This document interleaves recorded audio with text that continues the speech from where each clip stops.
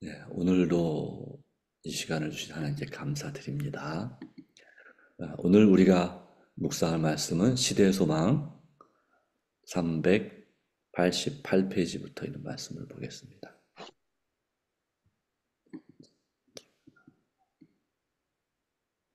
진실로 진실로 너희에게 논의하는 부분이 있습니다.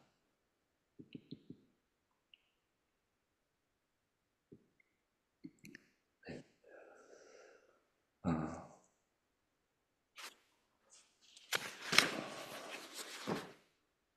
네.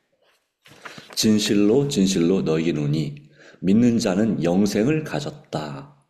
이 말씀을 들었던 사랑하는 요한을 통하여 성령께서는 교회에 이렇게 선언하셨다. 증거는 이것이니 하나님이 우리에게 영생을 주신 것과 이 생명이 그의 아들 안에 있는 그것이니라. 아들이 있는 자에게는 생명이 있다. 또 예수께서는 그를 내가 마지막 날에 다시 살리리라 말씀하셨다. 그리스도께서는 우리와 한 육체가 되신 것은 우리가 그분과 더불어 한 마음이 되게 하기 위함이었다. 우리가 무덤에서 나오게 되는 것은 이러한 결합으로 말미암은 것이니 이는 단지 그리스도의 능력이 나타남 뿐만 아니라 믿음으로 말미암아 그분의 생명이 우리 것이 되었기 때문이다. 그리스도를 그 진정한 품성 그대로 보고 받아들이는 자들은 영생을 얻는다. 그리스도께서 우리 안에 사시는 것은 성령을 통해서이며 믿음으로 마음에 하나님의 성령을 받아들이는 것이 영생의 시작이 된다. 사람들은 그리스도께 그들의 조상들이 광야에서 먹은 만나를 가리키면서 마치 그 양식의 공급이 예수께서 행하신 이적보다 더 큰 이적이나 되는 것처럼 말하였다. 그러나 그분께서는 당신이 오셔서 주고자 하는 축복에 비교해 볼 때 그 선물이 얼마나 보잘것없는지를 보여주셨다. 만나는 세상에서의 생존을 보장할 수 있을 뿐 사망의 조건을 방지하거나 죽지 않음을 보증하지는 못한다. 그러나 하늘의 떡은 영생에 이르도록 영혼에게 자양분을 공급할 것이다. 구주께서는 내가 곧 생명의 떡이로다. 너희 조상들은 광야에서 만나를 먹어서도 죽었거니와 이는 하늘로서 내려온 떡이니 사람으로 하여금 먹고 죽지 아니하게 하는 것이니라. 나는 하늘에서 내려온 산 떡이니 사람이 이 떡을 먹으면 영생하리라고 말씀하셨다. 그리스도께서는 이제 이 상징의 다른 상징을 첨가하셨다. 그분께서는 오직 죽으심으로서만 사람들에게 생명을 주실 수 있으셨다. 다음 말씀에서 그분은 당신의 죽음을 구원의 방편으로 지적하신다. 그분은 나의 불떡은 곧 세상의 생명을 위한 내 살이로다 라고 말씀하십니다. 유대인들은 멸하는 선사가 애굽의 집들을 칠 때 이스라엘 백성이 받은 밤을 기념하여 예루살렘에서 유월절을 경축하려고 하였다. 하나님께서는 그들이 유월절 양에서 하나님의 어린 양을 보고 그 표상을 통하여 세상에 생명을 주기 위하여 자신을 바치신 분을 받아들이기를 원하셨다. 그러나 유대인들은 표상 그 자체를 가장 중요시하는 반면에 그 의미는 무시하였다. 그들은 주님의 몸을 식별하지 못하였다. 그리스도께서는 유월절 봉사에서 상징된 진리를 말씀으로 가르치셨다. 그러나 그 진리는 여전히 식별되지 못하였다. 이제 랍비들은 성을 내면서 이 사람이 어찌 능히 제사를 우리에게 주어 먹게 하겠느냐고 부르짖었다. 그들은 마치 니고데모가 사람이 늙으면 어떻게 날 수 있었나이까? 라고 물었을 때 하였던 것처럼 그분의 말씀을 문자적인 의미로 이해하는 채 하였다. 그들은 어느 정도 예수님의 말씀의 의미를 이해하였으나 그것을 기꺼이 시인하려 하지 않았다. 그분의 말씀을 곡해함으로써 그들은 사람들이 그분께 대하여 편견을 품게 되기를 원하셨다. 그리스도께서는 당신의 상징적인 표현을 누그러뜨리지 않으셨다. 그분은 오히려 더 강력한 말로 그 진리를 반복하셨다. 내가 진실로 진실로 너희에게 이르노니 인자의 살을 먹지 아니하고 인자의 피를 마시지 아니하면 너희 속에 생명이 없느니라.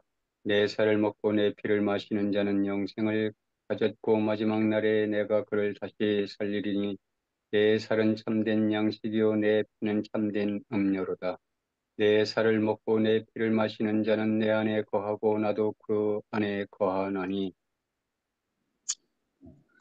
그리스도의 살을 먹고 피를 마시는 것은 예수께서 우리의 죄를 사하신다는 것과 우리가 그 안에서 완전하게 된다는 것을 믿고 그를 개인의 구주로 받아들이는 것을 의미한다.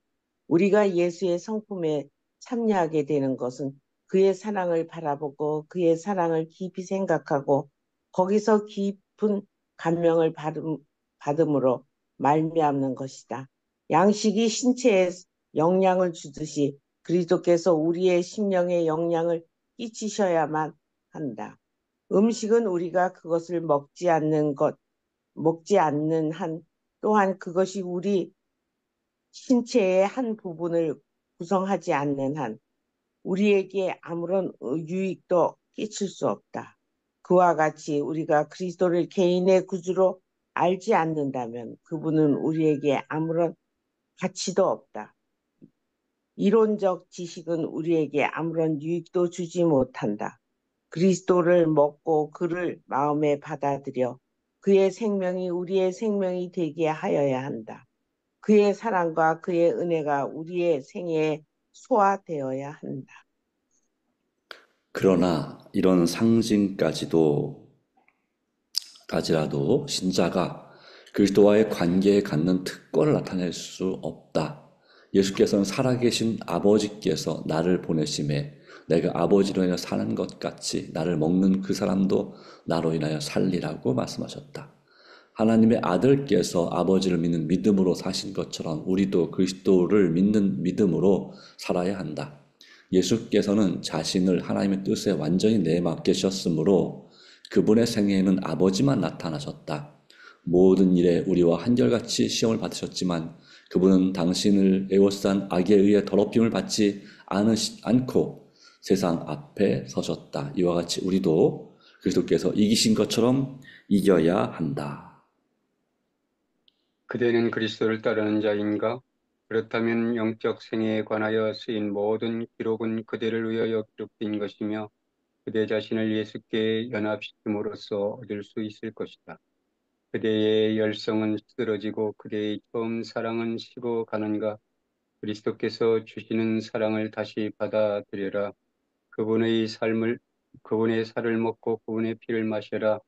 그리하면 그대는 아버지와 아들과 더불어 하나가 될 것이다.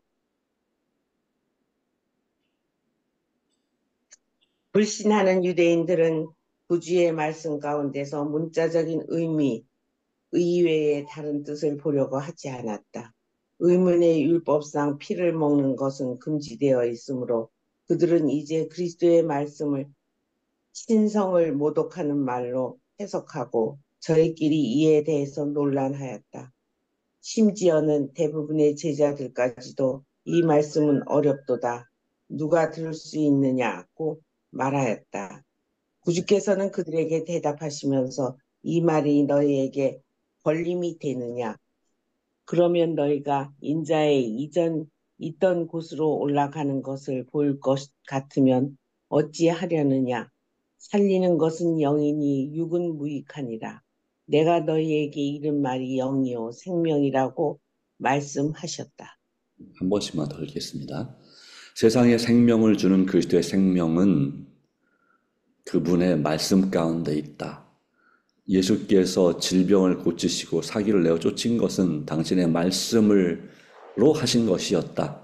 그분은 말씀으로 바다를 잔잔케 하고 죽은 자를 일으키셨으므로 사람들은 그분의 말씀에 능력이 있음을 증언하였다. 구약의 모든 선지자와 교사들을 통하여 말한 것처럼 그분은 하나님의 말씀을 이야기하셨다.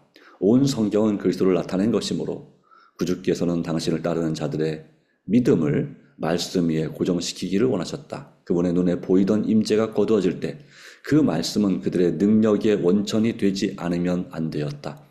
그들의 주님처럼 그들도 하나님의 입으로 나오는 모든 말씀으로 살 것이었다. 우리의 육체의 생명이 음식으로 유지되는 것처럼 우리의 영적 생명도 하나님의 말씀으로 유지된다. 그리고 모든 영혼은 자신을 위하여 하나님의 말씀으로부터 생명을 얻어야 한다.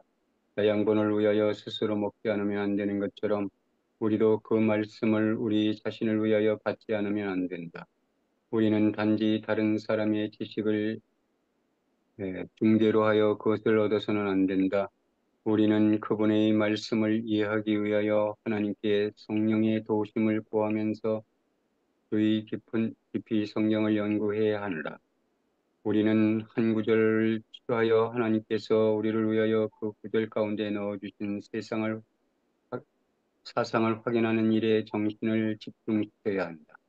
우리는 그것이 우리 자신의 것이 되어 주께서 말씀하신 바를 알 때까지 깊이 생각해야 한다. 더 있나요? 요거만 읽으시면 됩니다. 예수께서는 여기까지 읽으십시오. 예수께서는 당신의 허락과 경고 가운데에서 나를 생각하고 계신다. 하나님이 세상을 이처럼 사랑하사 독생자를 주셨으니 이는 내가 저를 믿어 멸망치 않고 영생을 얻게 하려 하심이라. 하나님의 말씀은 기록된 경험은 나의 경험이 되어야 한다. 기도와 허락, 교훈과 경고는 나의 것이다. 내가 그리스도와 함께 십자가에 못 박혔나니 그런즉 이제는 내가 산 것이 아니요 오직 내 안에 그리스도께서 사신 것이라. 이제 내가 육체 가운데 사는 것은 나를 사랑하사 나를 위하여 자기 목숨을 버리신 하나님의 아들을 믿는 믿음 안에서 사는 것이라. 이와 같이 진리의 원칙을 믿음으로 받아들이고 그것을 소화시키실 때 그 원칙은 자신의 일부가 되고 생명의 원동력이 된다. 심령에 받아들인 하나님의 말씀은 사상을 형성하고 품성을 발달시킨다. 네, 감사합니다. 여기까지 되겠습니다. 자, 오늘 여러 가지 정말 은혜로운 말씀들이 많은데요. 네, 하나님께 주시는 은혜를 나누는 시간을 갖도록 하겠습니다. 네.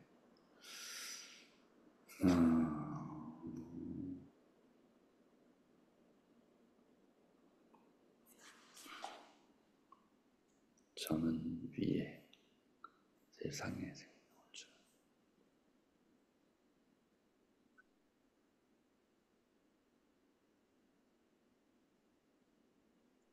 네, 저는 이 부분이 특별히 와닿는 것 같습니다.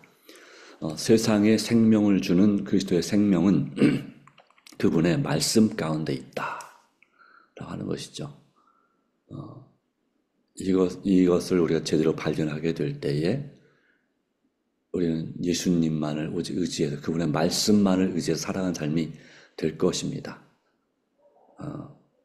모든 것의 그 능력과 그 모든 것의 근원이 바로 하나님의 말씀이고, 그래서 그 말씀인 이유는 말씀이 그리스도를 나타내는 것이기 때문이라고 하는 것이죠. 그래서 이 말씀이 우리의 삶의 원천이, 능력의 원천이 돼야 된다. 그래서 예수님께서도 그렇게 사셨던 것처럼 주님처럼이라고 하는 거죠. 예. 여기 주님처럼의 말이 여러 군 나오는데요. 하나님의 입으로 나오는 모든 말씀으로 살 것이었다라고 하는 거죠. 주님처럼 또 잊어야 한다 이런 말씀도 있고요. 네. 그래서 이 세상에 주는 생명은 그리스도의 말씀 가운데 있다는 말씀을 통해서 감동을, 은혜를 받습니다. 더 말씀을 사모해야 되겠다는 생각을 하게 됩니다.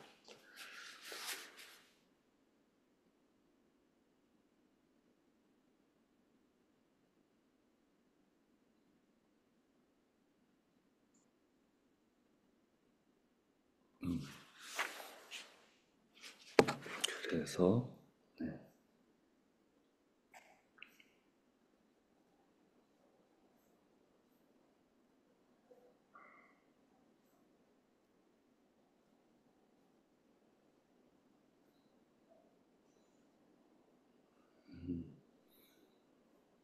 그리고 또 보면 380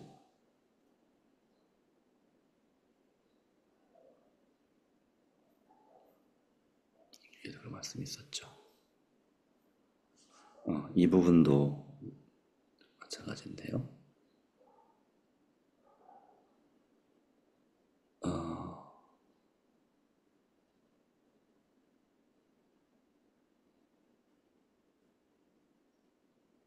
처음에 제일 처음 읽었던 말씀 가운데도 우리 은혜가 있습니다. 믿는 자는 영생을 가졌다라고 했는데요. 저도 그 생각했었는데요. 그러세요. 네. 네, 말씀하시죠. 네. 아니요. 진실로 진실로 너에게 이르노니 믿는 자는 영생을 가졌다. 우리가 예수님을 믿으니까 우리도 영생을 가졌다. 저는 항시 그런 생각이 있거든요. 예, 내가 이렇게 믿어서 하늘에 갈 수 있을까? 맨날 그 생각을 하는데 이 말씀을 보면 우리가 믿는 자는 영생을 가졌다. 하늘에 갈 수 있는 거 아닌가요? 그 확신이 확 들어오는 것 같아요. 그렇습니다. 날마다 믿는 자, 꾸준히 믿는 것 물론 중요합니다. 네. 그래서 마지막 날에 다시 살리라는 약속의 말씀이 있습니다. 여기에 이 구절 가운데 그 믿는다고 하는 것이 어떤 걸 믿는 것인지 한 설명이 있죠. 그리스도의 살과 피를 마시는 것, 먹고 마시는 것은 이런 부분도 있습니다. 그래서 그러기에 우리가 무덤에서 나오는 게 되는 것은 그러니까 예수님과 한 침례가 상징하는 것이고 부활이죠. 예수님과 그리스도께서 우리와 한 육체가 되신 것은 이 땅에 성육신 하신 이유는 우리가 그분과 더불어 한 마음이 되게 하시기 위함이었다. 중요한 것은 머리로 이해하는 것도 중요하지만 그것은 그 머리로만 이해하는 그 이론적인 지식, 이론적인 깨달음은 여기는 아무런 도움이 되지 못한다 그러는데 큰 도움이 되지 못한다고 했죠. 그 머리로 깨달은 것이 내 가슴으로, 내 마음으로 온전히 이해되고 예수님과 한 마음이 되기 위해서 예수님이 오셨는데 한 몸이 되기 위해서 영적인 의미에서 그래서 우리가 그 믿음으로 그분의 생명이 우리 것이 되었기 때문에 그게 말씀하기를 그러니까 이 믿는 자는 영생을 가졌다 그러는데 여기서 설명하죠. 그리스도를 그 진정한 품성 그대로 보고 마음에 받아들이는 사람, 오해하지 않고 진심으로 그분의 사랑의 자아희생적인 사랑의 그 품성을 보고 받아들이는 자는 영생을 얻는다. 그렇습니다. 그리고 제가 이제 하고 싶었던 부분, 이 부분입니다. 그리스도께서 우리 안에 사시는 것은 성령을 통해서이며 요한일서 3장 24절 말씀 가운데 이 말씀이 근거가 있습니다. 그리고 그 요한복음 15장 7절 내 말이 너희 안에 거하며 그 말씀을 믿음으로 마음에 하나님의 성령을 받아들이는 것은 영생의 시작이 된다. 그렇죠? 그러니까 믿는다고 하는 것은 믿음으로 마음에 하나님의 성령을 그리고 예수님을 우리 마음에 영접하는 것이 바로 영생의 시작이 된다라고 말씀을 했습니다. 그래서 우리가 날마다 믿음으로 산다고 하는 것은 의인은 믿음으로 말미암아 살리라는 것은 계속 사는 것입니다. 믿음이 적든 크든 관계없이 우리가 그 작은 믿음부터 시작해서 우리의 믿음을 키워나가는 믿음으로 사는 것은 사랑하며 사는 것이죠. 다시 말하면 소망 가운데 믿음, 사랑, 소망이 여기에 다 있는 것이 바로 성령 충만한 삶이 되겠습니다. 네, 하나님 은혜가 정말 너무 감사합니다. 네.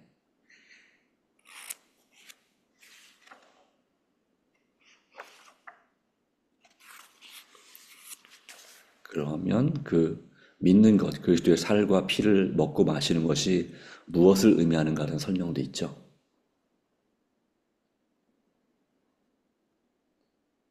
조금 이 시대의 소망은 이 성경의 말씀을 좀 더 풀어놨더라고요. 네.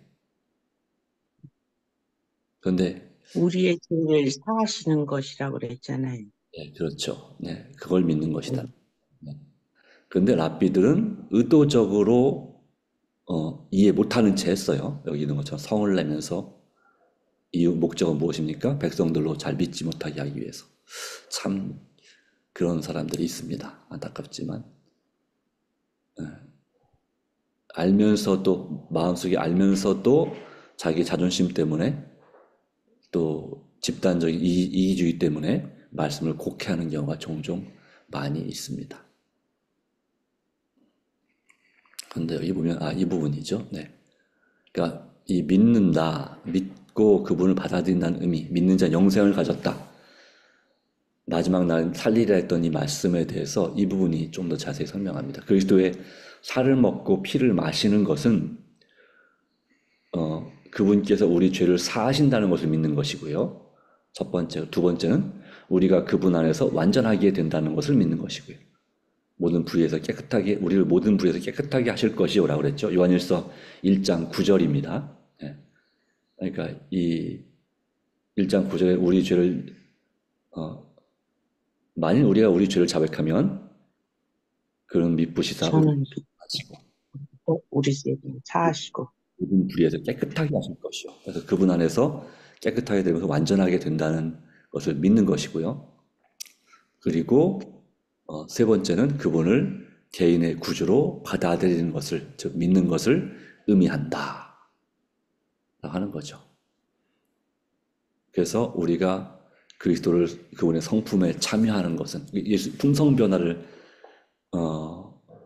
우리가 제자가 되어 믿음을 살아야 되는 목적이 첫 번째는 품성 변화와 두 번째 그 품성 변화를 과정을 통해서 영혼을 구원하기 위한 거잖아요. 이 두 가지 하늘에 가져갈 수 있는 두 가지. 네. 바로 그것은 예수님의 품성에 참여되는 것이고 그분의 사랑을 바라보고 말씀을 통해서요.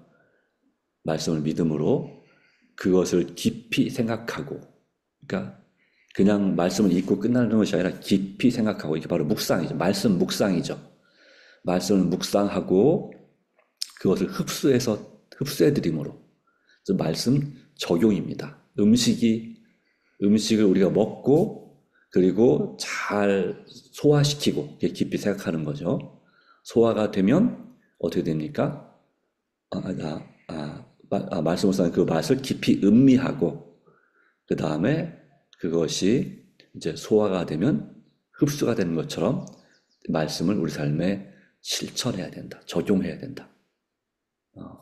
이 세 가지를 우리가 진심으로 날마다 믿고 살아가는 거죠. 어떤 상황에서도 우리 죄를 용서하시고 우리가 그분을 믿음 안에서 완전히 성화될 수 있고 그 죄를 사하신다는 것은 칭의와도 관련이 있죠. 그죠? 물론 이게 다 마찬가지지만 칭의와 성화를 믿고 그래서 그분을 받아들이고 그분과 동행하는 삶. 그 동행하는 삶 가운데 뭐가 필요합니까? 기도, 말씀, 순종, 전도라고 하는 또는 봉사라고 하는 네 가지의 이 요소가 우리에게 필요한 거죠. 이 새벽 기도의 시간은 바로 기도와 말씀 또는 말씀과 기도를 통해서 예수님을 바라보는 시간이 바로 이 새벽 기도 시간이 되겠습니다. 이제 우리가 생각할 것은 이 당시의 유대 랍비 같은 종교 지도자들. 근데 전도는 쉽지가 않아요. 네. 그런데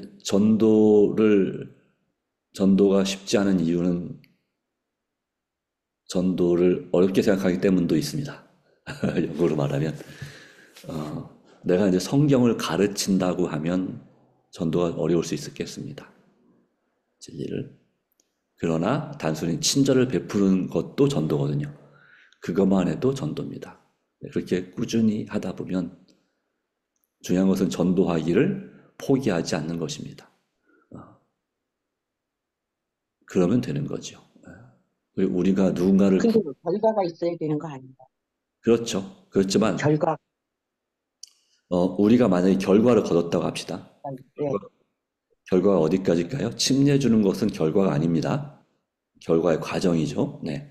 침례주고 그 사람을 교회 일꾼으로 만들 때까지가, 즉 제자 삼을 때까지가, 제자 삼아 교회 일꾼이 되게 할 때까지가 이제 진짜 결과라고 할 수 있겠죠.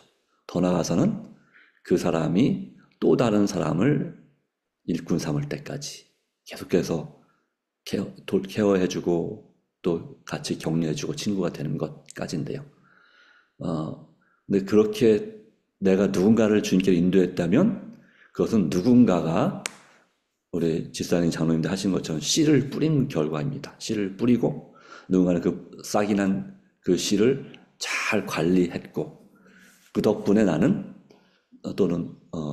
나는 하나님 은혜로 그를 거두게 된 것이죠. 이런 과정이 있습니다. 그래서 그 하나하나가 다 그 단계에서 의미가 있는 것이죠. 그렇기 때문에 그런 말씀 있죠. 나는 씨를 뿌렸고 아볼로는 물 주었고 그러나 그걸 자라나시는 이는 오직 하나님이시라고 그리스도시라고 사도 바울이 했던 말처럼 네, 그래서 당장 교회를 나오지 않고 침례를 받지 않아도 그것에 대해서 나는 영혼도 한 명도 구원 못했네 그렇게 할 필요는 없습니다. 꾸준히 언젠가는 하나님께서 나를 통해 거두게 하시든지 또 다른 사람을 통해서 거두게 하실 거니까 하는 믿음으로 하시면 됩니다. 네.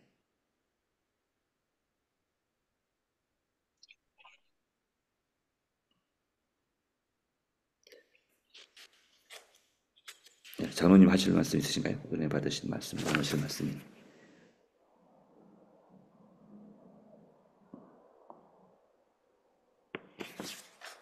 예수님은 이제 여러 가지 그 설명이 나오는데 이 말씀의 주 이제 포인트가 내가 진실로 진실로 너희에게 이르노니 이제 말씀을 이제 설명하시는 과정인데 네. 내 살을 먹고 내 피를 마시지 아니하면 라고 이제 문제를 하셨는데 그 말씀이 이제 제자들도 어렵다고 했고 예, 쉽게 그 말씀이 이해되지는 않는 부분이 있기 때문에 이제 여러 가지 이제 말씀이 주어졌는데 단순히 믿고 의지한다고 하면 쉬울 텐데 이 말씀을 왜 이렇게 어렵게 말씀을 하셨을까 이제 이게 좀 의문인데요.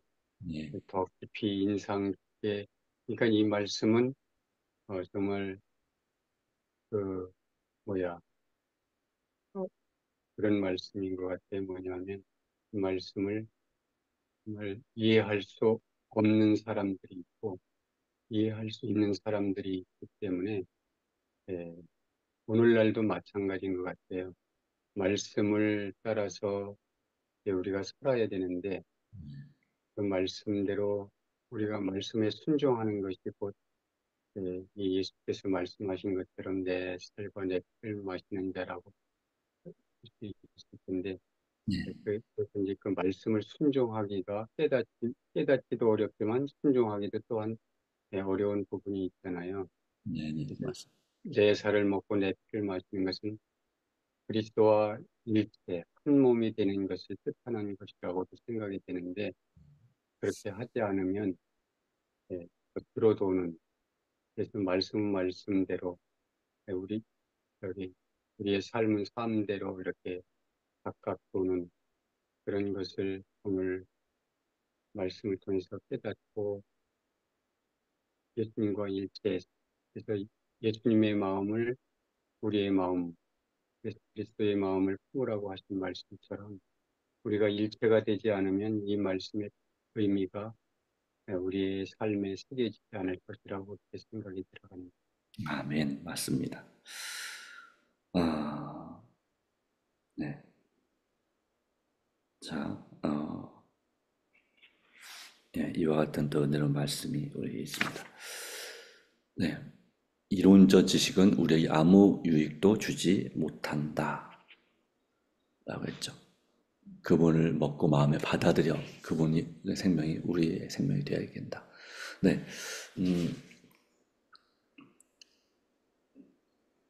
사실 이 6장의 말씀을 통해서 예수님께서는 이 알곡과 가라지를 골라내는 작업을 하신 목적도 물론 있습니다. 자, 결과적으로는 마음에 예수님을 받아들이고 하나님 아들께서 아버지를 믿는 믿음으로 사신 것처럼 우리도 믿음으로 살게 하기 위해서, 그러려면 하나님께서 자신을 완전히 내맡겨야 된다라고 하는 것에 대한 이제 이런 사람들이 알고 이고 이것을 원치 않는 사람들은 이제 가라지가 되는 거죠. 자, 마지막으로 이 말씀을 이렇게 말합니다. 그대는 그리스도를 따르는 자인가? 이름뿐인가? 실제로 따르는 자인가? 이런 질문이겠죠. 그렇다면 영적 생애에 관해 쓰인 모든 기록은 그대를 위한 것이며 위에 기록된 것이고 그대 자신을 예수께 연합시킴으로 얻을 수 있다. 그리고 질문합니다. 그대 열성이 시들어지고 그대의 처음 사랑은 식어가는가? 그리스도의 사랑을 그렇게 주시는 사랑을 다시 받아들여라. 그래서 결과적으로는 장로님 너무 잘 말씀해 주셨는데요. 그리스도의 그분의 살을 먹고 그분의 피를 마셔라. 다시 말하면 이 같은 말씀이죠. 그리스도의 사랑을 받아들이라. 그러면 그대는 아버지와 아들과 더불어 하나가 될 것이다. 하나가 되는 것이 예수님의 간절한 소원입니다. 요한복음 17장에도 나와 있지요. 그래서 우리는 이 말씀을 다시 한번 기억하고 그대는 그리스도를 따르는 그리스도를 따르는 자인가? 얼만큼 따르고 있는가? 또 어떤 마음으로, 어느 정도 마음으로 따르고 있는가? 그거죠. 네. 우리의 열성이 시들어지고 천사랑이 식어가는 이유는 우리가 정말 열성적으로 적극 전적으로 예수님을 따르지 않기 때문도 있다고 생각합니다. 하나님께서 귀한 은혜 주시기를 간절히 바랍니다. 네, 기도하고 개인 기도함으로 마치겠습니다. 하나님, 오늘도 감사합니다. 오늘 우리에게 이 요한복음 6장과 시대 소망의 말씀에 대한 바로 6장 주석을 통해서 우리가 또 하나님의 은혜를 체험하고 또 다시 한번 정말 예수님께서 사신 것처럼 살고 믿음으로 이기신 것처럼 우리도 이기기 원하고 정말 말씀을 통해서 그리스도의 생명이 우리 안에 있게 되기를 간절히 원합니다. 정말 우리는 그리스도를 따르는 자인가? 진심으로 주님을 따르고 의지하든 날마다 나의 십자가를 지고 날마다 자기를 부인하고 주님을 따르는 진정한 그리스도인, 말씀과 기도로 살고 또 믿음으로 순종하고 믿음으로 전도하고 봉사하는 하나님의 자녀, 사랑으로 봉사하는 하나님의 자녀가 되게 하여 주시옵소서. 주님 자녀답게 살게 하여 주시옵소서. 오늘도 꼭 도와주시고 주님, 우리 목장에 속해 있는 또 믿음이 약한 영혼들을 돌봐주시고 또 아픈 영혼들을 치유해 주시고 또한 이 교회에 또 10명의 영혼을 구원받기에 주님 오래 역사하여 주시기를 간절히 간구하고 또한 우리의 교회에 세운 목표와 비전이 주님 안에서 이루어지기를 간절히 바랍니다. 각 가정마다 주께서 역사해 주시고 힘이 되어 주시옵소서. 주님, 오늘 함께한 우리 장로님 네 분에게도 주께서 믿음 주시고 또 영혼이 잘된 같이 모든 일이 잘 되고 강건하게 하여 주시옵기를.